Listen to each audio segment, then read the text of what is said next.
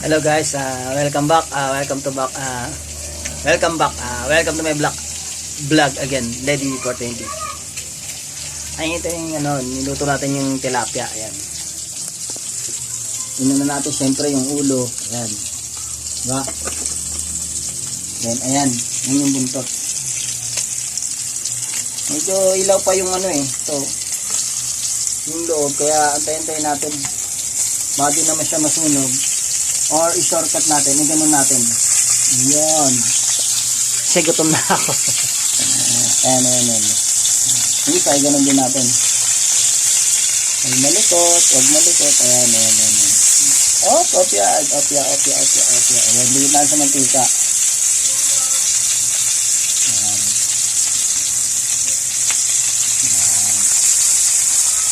Ayan.